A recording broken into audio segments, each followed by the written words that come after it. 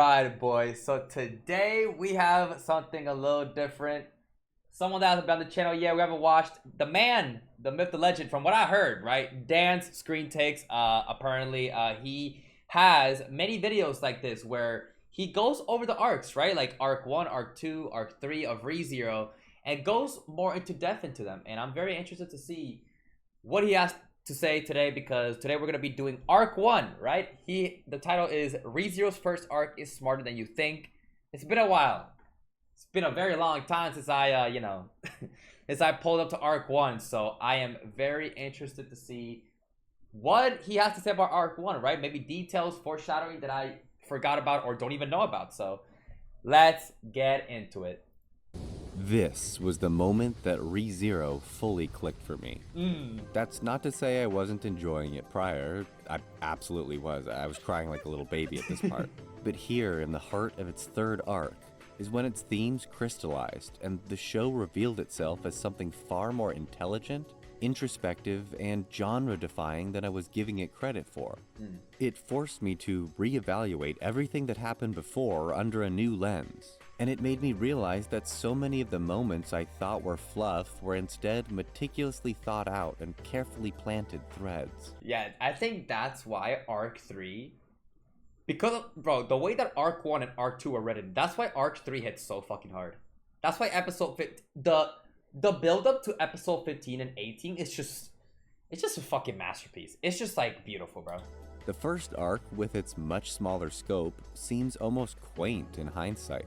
Since the series feels like it evolved so much since its early beginnings, even a lot of die-hard ReZero fans underestimate how Natsuki Subaru's tumultuous first day is both well-constructed and crucial in setting the stage for what comes next. Yes. This can't happen without this.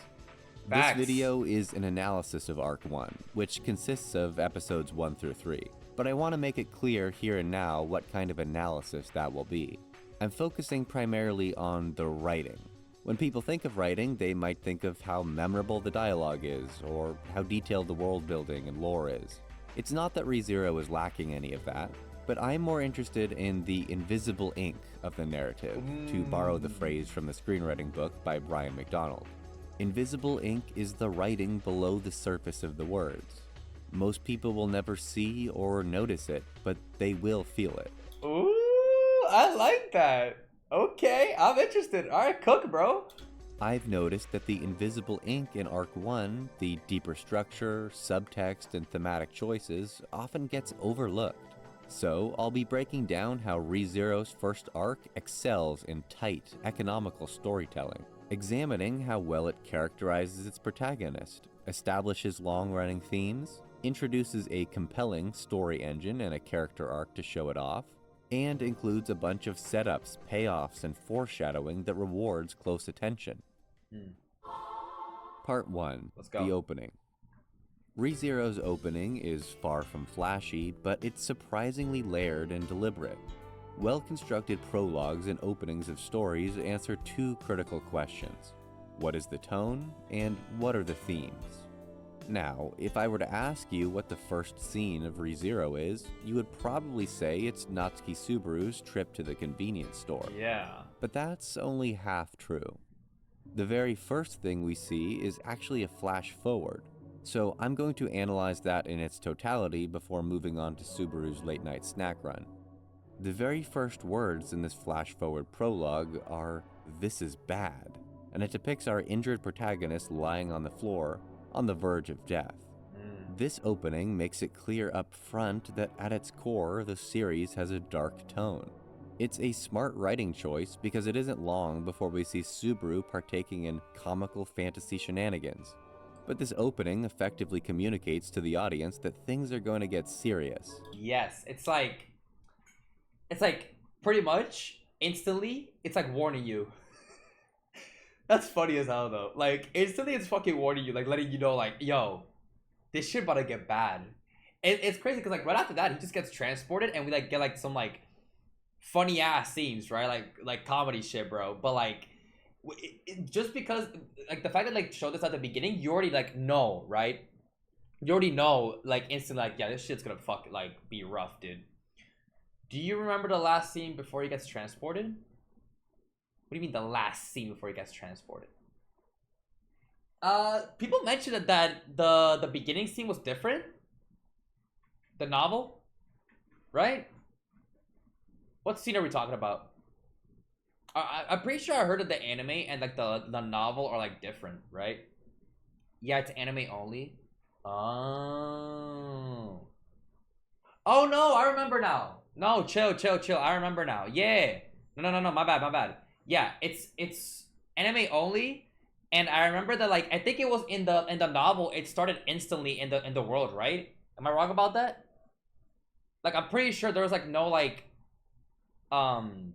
I'm pretty sure that it wasn't like beginning the convenience store. Like it just started there, right? Yeah, got you. Yeah. Also, gotta keep in mind that like web novel and light novel are different, so I could be confusing. I could be confusing like both like the different things, right? Yeah, why does it just start instantly, huh? I mean, I feel like it just starting instantly and throwing him in there just gives it even more mystery, huh? But I feel like the anime just gives it more, I don't know, more layered, right? More depth, like more like you can like really like situate yourself more into the anime world, right? But I don't know, we'll see. Because it isn't long before we see Subaru partaking in comical fantasy shenanigans. But this opening effectively communicates to the audience that things are going to get serious. After all, the very first thing we see is death. Yep. ReZero is a series that constantly explores mortality, and we can glean that from its first minute alone. The sequence ends with him reaching out and then speaking words that echo throughout the entirety of the series. No matter what, I'm going to save you. Yes. Our first glimpse of the main character is seeing him dying, and despite his critical condition, still making a vow to save another person's life. This is what ReZero is. A series about being in a hopeless situation, but striving to push through against all odds, against your fated death, in order to save others. A dark tone with themes of mortality, determination, and heroism are front and center in this opening. Yes, and I think that's also like the main thing I love about Subaru's character. Subaru's character, bro. Like we've seen him grow so much, but there's like one thing that the main thing that I really love is like the whole like no matter how like bad it seems, he will push forward. Like no matter how dire the situation looks, bro, he's always gonna push forward and try his best to like pretty much get it done, right? Like that's what I fucking love about his character, bro. Look at that, we know exactly what the story is about, and the episode barely even started. Yeah. That's invisible ink right there. That's crazy. You may not have noticed it, but your brain did. The flash forward is cross-cut with Subaru's trip to the convenience store, and we get a sense of what our protagonist is like in a place of normalcy. Here we see him in full for the first time, and he's reading manga. This being Subaru's first introduction to us in the ordinary world is very intentional. It's small but important in establishing what we'll quickly find out is one of his major flaws. His understanding and expectations of the world are based around fiction. When he looks up, he sees a boy and a girl walking together and gives a depressed sigh. From this, we get the impression he's isolated and longs for human connection. Whoa. See, this is what I fucking love already, bro. Damn. I mean, right there, yeah. Wow, just that right there, that alone, bro. He could already deduct like that already, bro. Like, yeah, like he's pretty isolated. Like we know this, right? He's a shut in. Like, okay, I mean, I guess yeah, because he's like reading the manga here and Based stuff. around fiction. When he looks up, he sees a boy and a girl walking together and gives a depressed sigh. From this, we get the impression he's isolated and longs for human connection. That struggle to connect with others is an important theme that manifests in one way or another throughout every arc of the series. Yeah. I'd even go as far as to say that the two he looks at are still in their school uniforms while Subaru isn't, which implies that his struggle to connect is related to his strange school life, something we don't even get confirmed until a whole season later. Correct. The parallel cutting between his boring shopping trip and the high-stakes flash forward reinforces the banality of his life at the moment. It's quite clear that Subaru lives a boring life, one he's unsatisfied with. The toughest decision we see him make is what snacks to buy. It's only been 2 minutes, and here are the flaws we already know about our protagonist. He's consumed with fiction, he's single, lonely, and disconnected. He has a strained school life, and an uneventful life in general. Dude. Yeah, that's great. Yeah, 2 minutes into the fucking first episode, you can already pretty much deduct this. That's fucking wild. I mean, man, every frame fucking matters, bro. Every frame, every scene, every like little detail, bro. Like that's fucking wild, man. When Subaru exits the store and appears in a fantasy world, for the first time we see light in his eyes. A strong visual indicator that Subaru sees this as an exciting opportunity. Oh man, I mean it's been a while. Episode 1, okay. I'm not gonna lie. Episode's been a while, man. But that is crazy. He's like a lot. Yeah, his like eyes like lit up like, cause like the thing is, he pretty much accepted it. He got teleported here and he just accepted this shit, dude. He was like, oh shit, cool, we good, right? Okay, I got transported to another world. And it's like, man, his life before, right? Like the shut-in stuff and him not going to school, being alone, and you know, the whole being consumed with fiction as well. Like that right there just goes to show like why, like how easily he was able to accept this like new opportunity, right? Yeah, escapism. Like this new opportunity of like starting over and be like, oh shit, I'm in another world. All right, bet. And he actually like fucking loves this shit because it's like his original life was just already like pretty sad, or like pretty like very isolated, right? And appears in a fantasy world. For the first time, we see light in his eyes. A strong visual indicator that Subaru sees this as an exciting opportunity compared to the uneventful life we just witnessed. Correct. It's up to the audience to be perceptive to all these things about him, many of which are only communicated visually. There's subtlety to it. I promise I won't go into this much detail with every individual scene here on out. I just wanted to showcase how effective and economical this opening is at conveying the tone, themes, and characterizing the protagonist in such a short amount of time. Yep. Part 2. I like that though. Bro, literally the first 2 minutes, you can pretty much deduct like the reasoning behind like the whole like Subaru feeling like the way he did when he got transported, right? And like how pretty much his entire life has been up to that point too. Like that is crazy, bro. Literally the opening fucking scene, and anime only, by the way.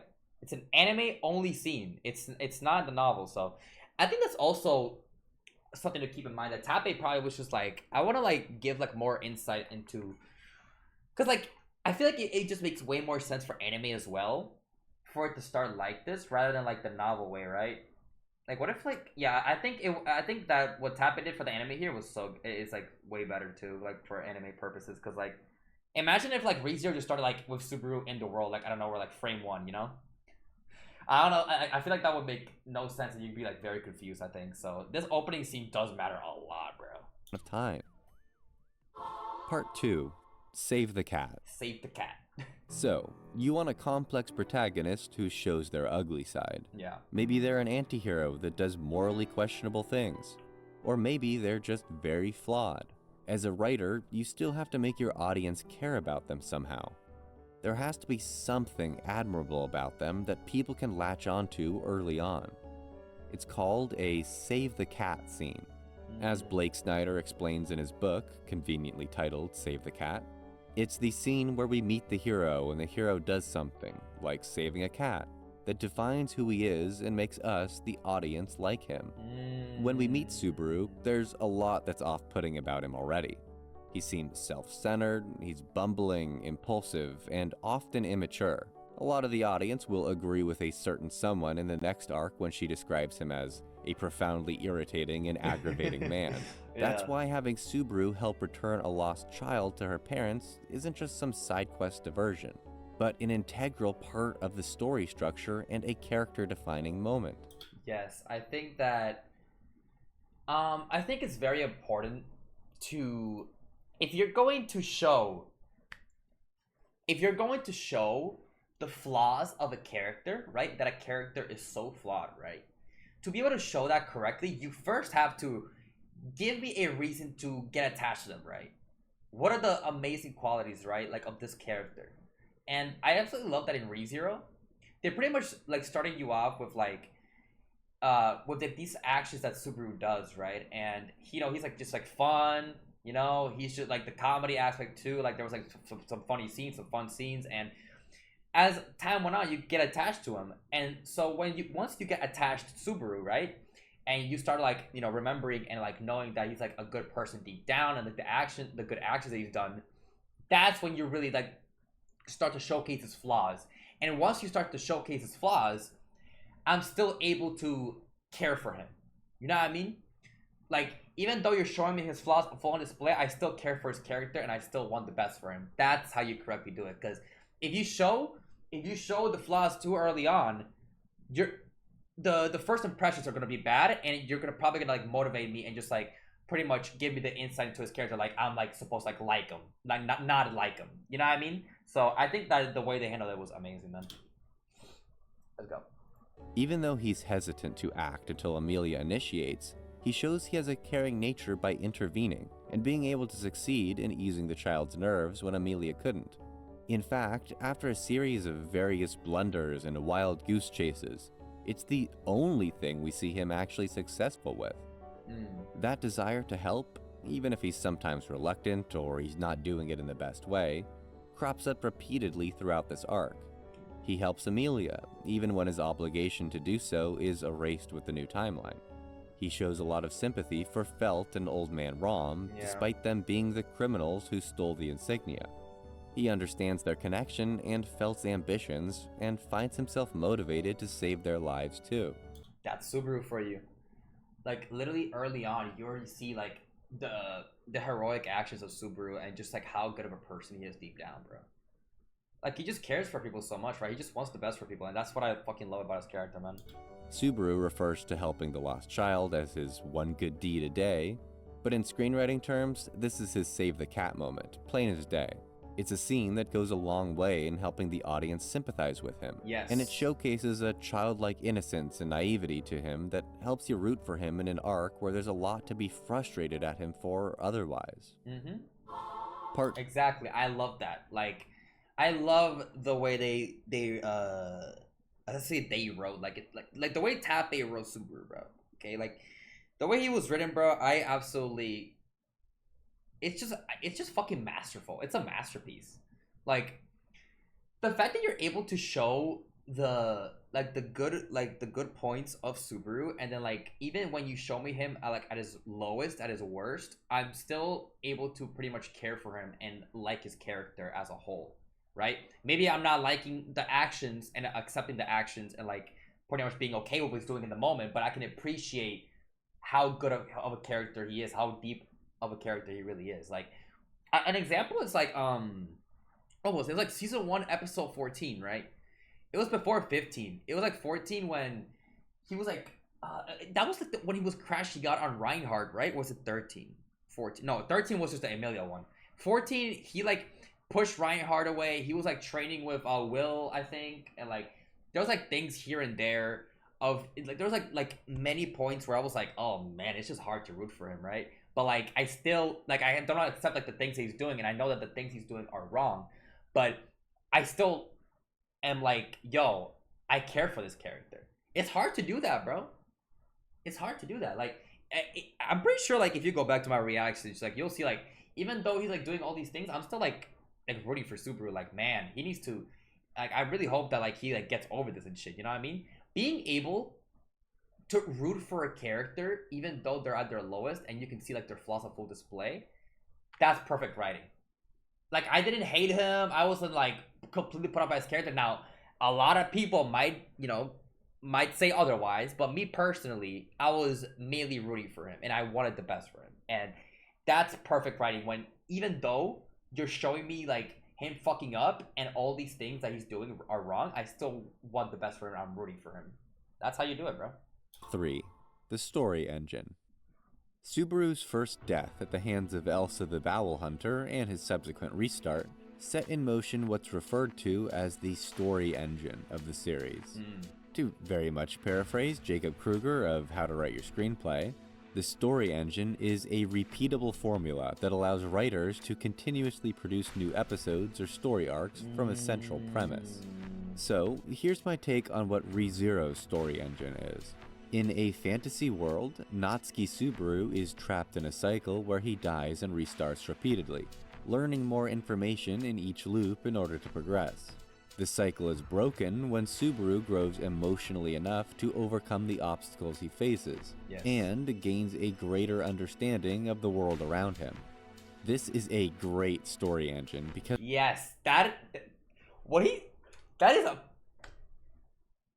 that's also a way to look at it, right? You need the story engine, right? That's very important to be able to pretty much move the story forward, because I'm pretty sure that Tappei already knew like what he was doing from the beginning, right? Because a lot of the times writers don't really see like even the ending, right? That's why a lot of the times authors, right, like writers can't really write a good ending or can't write an ending, because they can start the show or like writing the manga or like light novel, right? They get the story going, right? But once it gets to a deeper point, like far enough into the story, or even to end it, it's just like sometimes they struggle, and it's because they just don't have like the correct story engine here, right? Like what he's mentioning here. This is actually a very good point. Yeah, you need a good like pretty much base to be able to like write a good story and to like keep it going like smoothly. Like the fact that like you know, like this is like pretty much like the whole thing of like Subaru like resetting and, you know, growing, you know, past everything, right? It's done so well, because even though he's saying it like this, in like a couple sentences of like what the story is about and how it works and pretty much how Tappei has running it, it's still so complex. That is actually a good story engine, yeah. When you're able to pretty much make a story where it's not repetitive, but like, you know what I mean? Like having like the base of like, yo, Subaru has the power of return by death, he returns, and you know, he has to grow past like different situations and all that, right? And even though it's that, it's done so masterfully though. Like it doesn't feel repetitive or bad in any way. Like I don't feel like I never get bored of it. You know what I mean? I never get bored of it. I never think that it's like, you know, like repetitive in any way. Like I feel like it just feels fresh. It feels fresh every time. It really does. Emotionally enough to overcome the obstacles he faces, and gains a greater understanding of the world around him. This is a great story engine because it's specific but malleable, and can be used to generate an endless stream of story arcs. Exactly. Audiences watching can see the potential and wonder what different kinds of situations he'll find himself in, and how he'll get out of them. Let's see how that takes form in this particular arc. The main conflict here revolves around saving Amelia and recovering her stolen insignia, all while avoiding death at the hands of Elsa. The only way Subaru escapes this cycle is by changing three aspects of himself: his lack of courage, his impulsivity, and his egocentrism. Courage is the most straightforward because pretty much every protagonist has to undergo this to some extent. Yeah. When negotiations fall through with Elsa, Subaru waits until everyone else dies before he stands up to face her. He even briefly considers abandoning everything upon reset, since he technically wasn't involved anymore. That's true. Low key, yeah, that's crazy, huh? Episode 2, right? Episode 2, he was like, you know, I could just get the fuck out of here. I do remember that. I do remember that. He waits until everyone else dies before he stands up to face her. He even briefly considers abandoning everything upon reset, since he technically wasn't involved anymore. By the final loop, however, he takes initiative and fights to help protect the others. Subaru gets into a lot of issues because of his impulsivity. I mean, this is the guy who rushes into the same thug-filled alley multiple times in a row. True. He has no strategy, whether that's with bartering or attacking an opponent.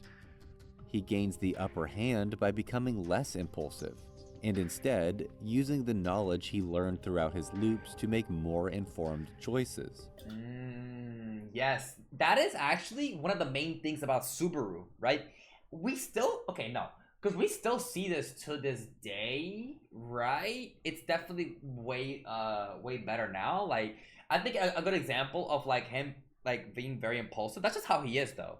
That's just how he is, right? Obviously, he was able to pretty much overcome that and pretty much calm himself down, and it's like obviously like way less, right? But I will say, like for example, season 3, episode 1, you can kind of see like the impulse of Subaru, right? When Heinkel pulled up, right? When Heinkel pulled up, and how he was like pretty much just like that, like he was pretty much lashing out. That's Subaru just being impulsive. That's him right there, bro. That's him right there. Like him pretty much like lashing out and just like being very impulsive. That's just how that's just who he is, bro. He learns how to successfully negotiate to get Felt on his side. Yes. And he makes note of Elsa's attack pattern and her second blade, and uses that knowledge to warn the others. And that too. That too. Yes, he uses the knowledge as well that he gains every time that he like returns by death as well. Yeah. Knowledge to warn the others and defend against her strikes. Lastly, that brings us to ego.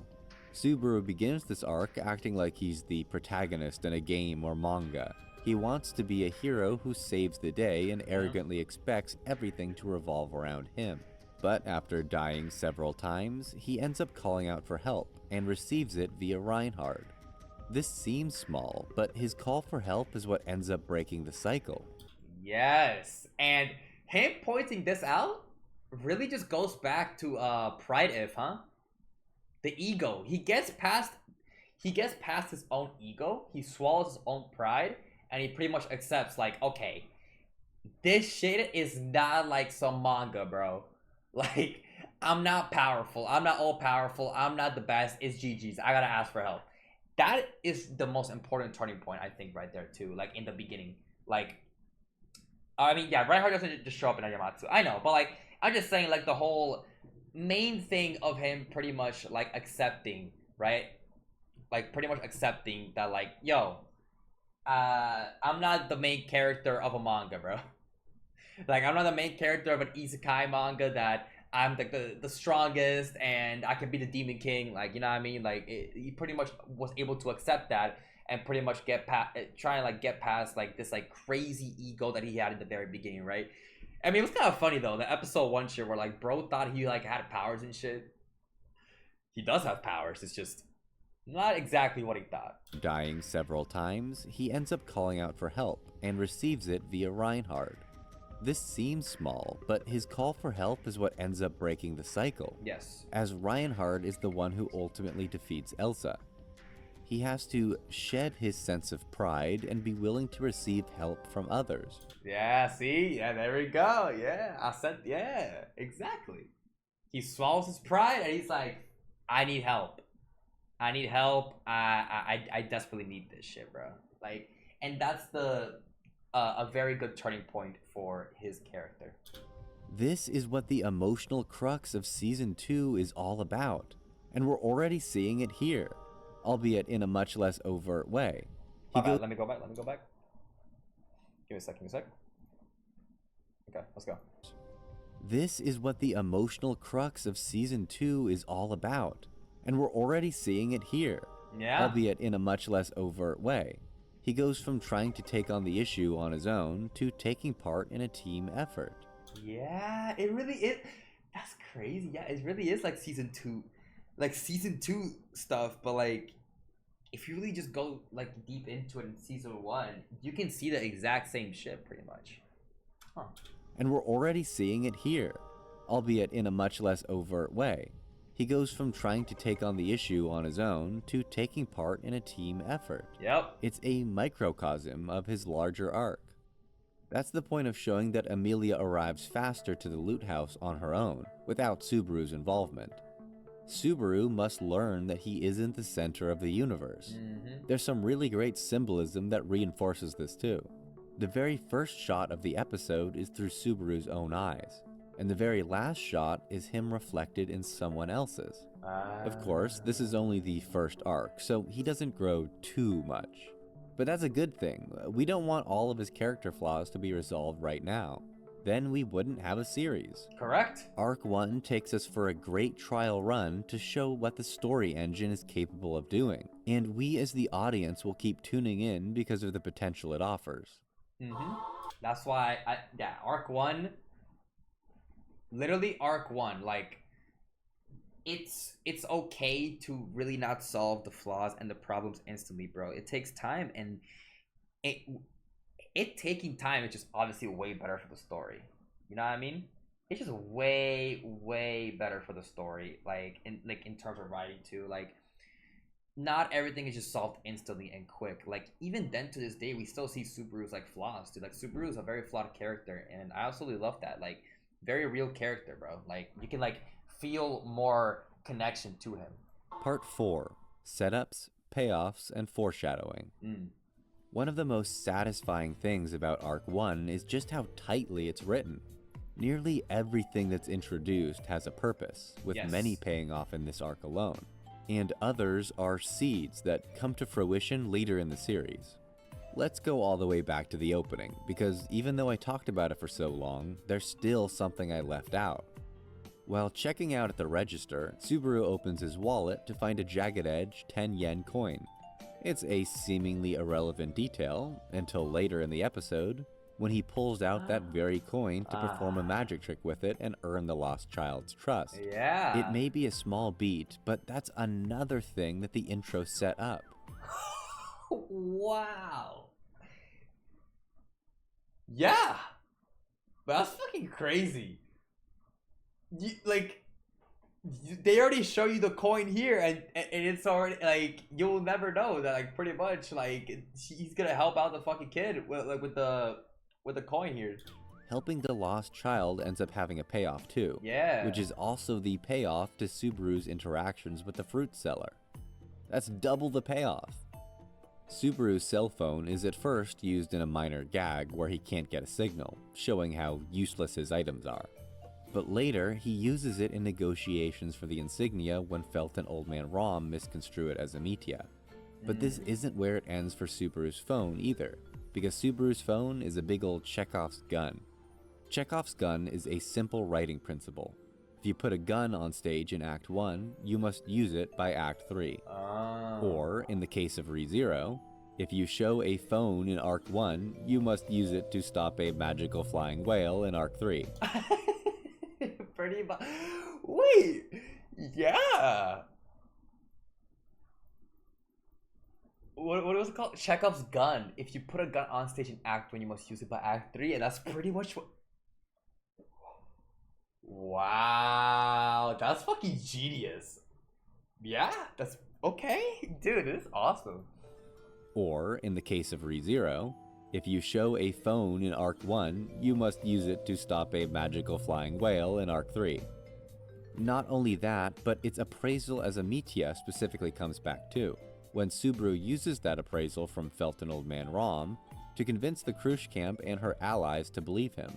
Yeah. Now that is some good planning. Yeah. To continue on that thread, Arc 1 quite cleverly foreshadows future events and reveals. Maybe the most obvious examples are all the little tidbits we get regarding Satella. Yep, that's definitely the most obvious one, right? The whole Satella thing. Actually, you know what's the funny thing about this? Since I already knew how Subaru, Emilia, and like how some characters looked like, it was just so funny to me. If y'all remember the episode 1 reaction, right before she said Satella, I was like, oh, Emilia, and Emilia, and then she goes Satella. I was like, what?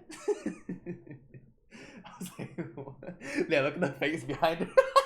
look at the face. Look at this guy. Oh man. Look, yo, what the fuck? Damn, don't really look at her. Oh my god. Both Old Man Rom and Reinhardt take note of how unique a descriptor silver hair is when Subaru mentions it, and Felt has a questionable reaction to Emilia's appearance. A whole season later, we see that Emilia and the Witch of Envy share the exact same appearance. Yep. All the way here in the first arc, we're getting hints at one of the deepest mysteries in the entire series. Literally, like... But I love that because it's like, you have no fucking clue in the beginning. even though you have no clue in the fucking beginning, you know who does, and it's the most important person to know. The fucking author himself, the writer himself, Tappy. Tappy literally planned this from the beginning. He knew the vision from the beginning, and that's the most important thing, bro. Right? Knowing the story structure from like how everything is going to pretty much play out from the very beginning. All the ideas are are already there from the beginning. Because sometimes there's like there's like authors and like and all that like obviously go go along as they go sometimes, right? They don't really like they kind of just start and they just like go with the flow.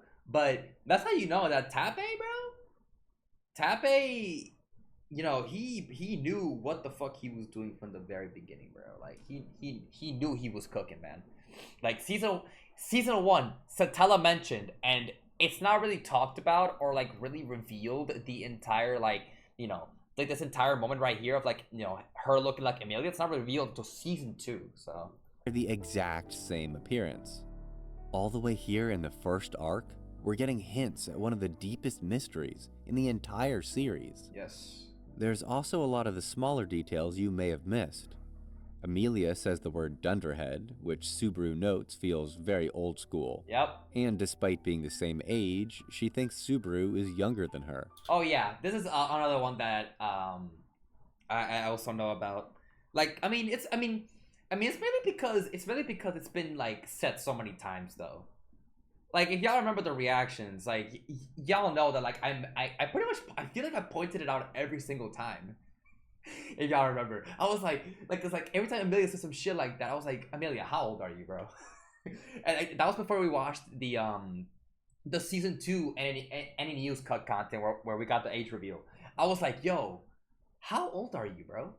Bitch, you are not like 18 or something, but you're like 100 and something, or like I thought she was like 1,000 or something, but yeah, like I could fucking tell, bro. Like, why are you saying these things, bro? You old as fuck. While on surface level, it's a joke about Subaru's immaturity, this doubles as some subtle foreshadowing that Amelia is a lot older than she looks. Yep. When it's revealed at the end of season 2 that she was frozen in ice for a century. After scaring off the thugs, Reinhard makes a comment to Subaru about how he feels like he doesn't live up to his family's expectations. They even show us Subaru's reaction to that piece of information specifically. A season later, we find out this is exactly what Subaru struggled with too. Wow, not living up to expectations of his family. Oh man. Dude, that's a crazy connection, yeah. That's why he probably reacted that way, bro. Wow. What a great little hint this was. Yeah. And a season after that, this line becomes relevant with the Estrella family plotline. Yep. He also remarks that his sword can only be drawn against those it deems worthy, another setup to make the moment he draws it against his grandmother, Teresia, more impactful. Yep, also the setup of the information of like, yeah, also the setup of the information of like, yo, I can't draw the sword unless it deems the opponent worthy.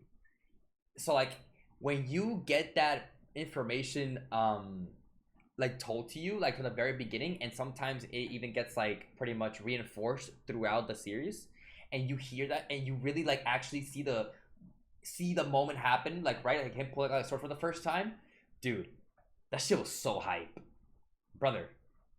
That shit was so hype, bro. When he pulled up the sword in that episode, bro, oh my god, bro, the fucking entire area shaking, like the aura was just fucking crazy.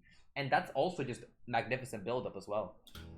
Elsa continuing after she got part of her foot ripped off, and her survival against Reinhardt attack isn't just rule of cool anime logic. Yeah. It's foreshadowing that she has regeneration powers, which we see, this is some shit that like I definitely did not catch at all. Not even close. Like, that is so wild. Because of this, you can literally just like tell that like, yeah, this girl can regenerate. She's like not normal, bro. Like, foot ripped off. And her survival against Reinhardt attack isn't just rule of cool anime logic. Yeah. It's foreshadowing that she has regeneration powers, which we learn in season 2. Yep, cursed doll, right? There's also the insignia lighting up in Felt's hands, prompting Reinhardt to ask for her family name and age. We later find out there was a missing member of Yep. the royal family, and with that in mind, it's clear he's checking to see if she matches that description. Yep, and that's why the insignia also lit up, because of that missing girl from the royal family too, bro. Like, my God. my God, dude. Like, oh my, it's like everything. I'm telling you, bro. It's like everything, man. Revisiting Arc 1 makes you appreciate how meticulously planned everything is. For sure. I get the sense that there's even more hidden in plain sight that we won't know the full extent of until it's over. Yeah. And that's why I think that's why the ReZero rewatch. One day I'll rewatch ReZero. There'll be a day, right? Maybe some shit like, I don't know, like we wait so long for like the next season and I need to like rewatch. Like I feel like the ReZero rewatch experience has to be just so crazy, right? Like I feel like the rewatch experience will be fucking wild. Like being able to pretty much see different, like the scenes will hit different because you know it's like, oh shit, yeah, that means that. Like for example, the insignia thing lighting up there, right? The whole royal family stuff that is only revealed, like the missing royal family member that's only revealed in season 3, the whole Satella thing. Like there's so many like details and like different like scenes that just hits different, knowing that like what happens in the future, and it's just all set up so perfectly, bro. Like, wow. Planned everything is. Yes. I get the sense that there's even more hidden in plain sight that we won't know the full extent of until it's over. Part 5. Weaknesses. Before I wrap things up, I'd like to list out what I perceive as the weaknesses of the arc. If Arc 1 has all this stuff to sink your teeth into, then why is it so rarely discussed? What is it missing compared to later arcs? First and foremost, there's a lack of shocking twists and revelations. Arc 1 is quite subdued, with maybe the biggest shocking moment being Subaru's first reset. And that's only if you went in blind without knowing the premise. Think about it this way. Yeah. It's immediately followed up with Arc 2, which has the reveal of Rem being a killer, and the reveal of her being a demon. Arc 3 and 4 are jam-packed with so many crazy moments and reveals, it's too much to even list. Arc 1, by comparison, plays things relatively safe. It also lacks many of the big emotional payoffs that become series staples.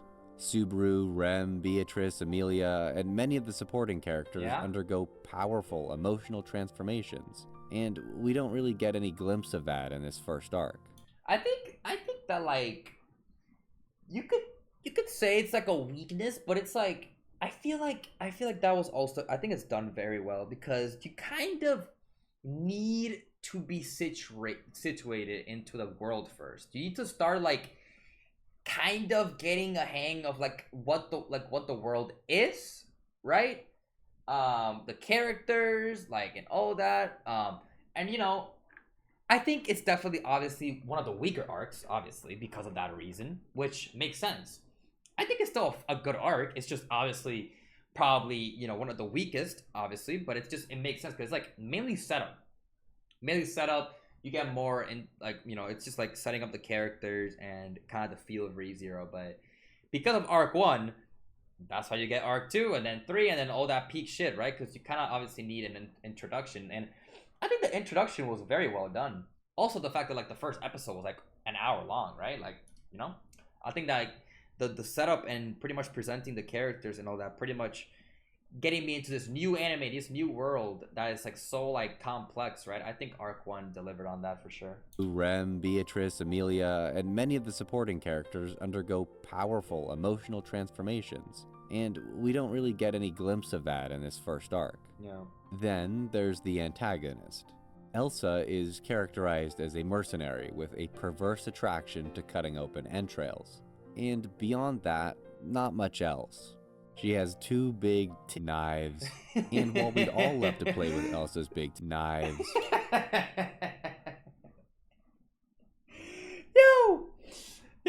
Yep. She has two very big knives. Yeah, very two big. Yep, we would all love to play with those for sure, man. Yep. There's not a whole lot of deeper characterization present. We get to see more of her depth when she returns a season later, but even then, she's more of a physical threat than a psychological or thematic one. Yeah. For Subaru, at least. Contrast that with Rem in the very next arc. She's a brutal obstacle for Subaru's survival, too, but is far more multifaceted and has a compelling backstory that motivates her suspicion of him. Betelgeuse reflects Subaru's own worst tendencies in Arc 3. Roswaal and Echidna have interesting philosophies that challenge Subaru's in Season 2. And the rest of the Sin Archbishops in Season 3 are so full of personality and eccentricities. Elsa, compared to the other antagonists in ReZero, feels pretty lackluster. Yeah, pretty lackluster, but it's a good start. It's a good start, right? You know, a good pretty much starting, right?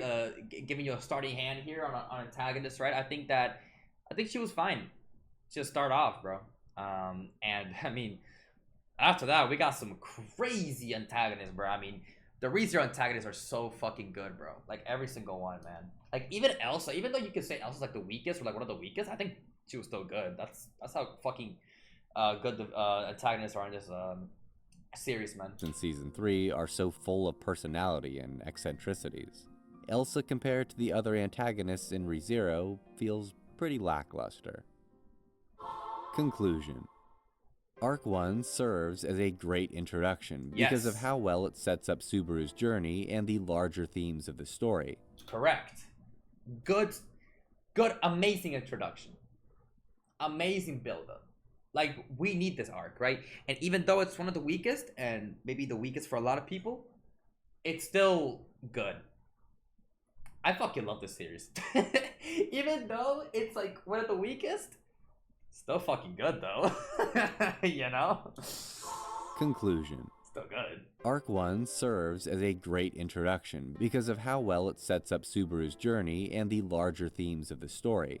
But many of its strengths are written in invisible ink. Yes. Things you only recognize in retrospect, once later arcs give you the context to fully appreciate them. Arc 1 is probably not anyone's favorite, but it's very well constructed and successfully lays the groundwork for everything that follows. I hope this video helped you understand and appreciate Arc 1 just a little bit more. Yeah. Or if you already loved it, I hope you enjoyed seeing it analyzed like this. I'm brainstorming other ReZero videos I could do in the lead up to Season 4, so if you'd like to see a breakdown like this on Arc 2, let me know. I'm open to all sorts of suggestions, so tell me what you'd like to see next. Alright. Live strong, okay? Live strong, okay. Wow, Mr. Dan. Dan, bro. That was an amazing video. And you asked if it really made me appreciate Arc 1 more? Definitely. I think after this video, I definitely can say that I appreciate Arc 1 more. I feel like Arc 1 was so good, man. It's such a good introduction to the series. It really gets you situated into, you know, this whole ReZero world, isekai world, man. Like, I think Arc 1 did its job. It did its job. A phenomenal job. And pretty much set up the peak arc of you know, Arc 2, Arc 3, and everything after that. So very, very needed arc, and it was just so good, man. Absolute peak video, bro. Thank you so much, Dan's Screen Takes. That might be the first one, and we will keep going probably. I'll definitely eventually watch the second arc and third arc video. You got me, bro. You got me sold, bro. This was an amazing video, bro. Very well constructed. He's very well spoken. Like the way that he also used, like, you know, different definitions, like, you know, and pretty much like the whole invisible ink thing, right? Like, I actually really like how he puts it, right? The invisible ink, how pretty much you will only get it, obviously, after, you know, you watch the series, and then once you rewatch and you go back, you can really appreciate every single detail about, you know, the past arcs and how they connect to the future arcs as well. So overall, W experience, man. W video. Thank you so much, Dan. Screen Takes. That is going to be it for today. ReZero's first arc is harder than you think. If y'all enjoyed and you're new, subscribe. Leave a like down below. If you want to check out the uncut version to the actual ReZero episodes, it'll be on the Patreon, man. As always, Have a good day, and I'll see you guys next time. See you guys.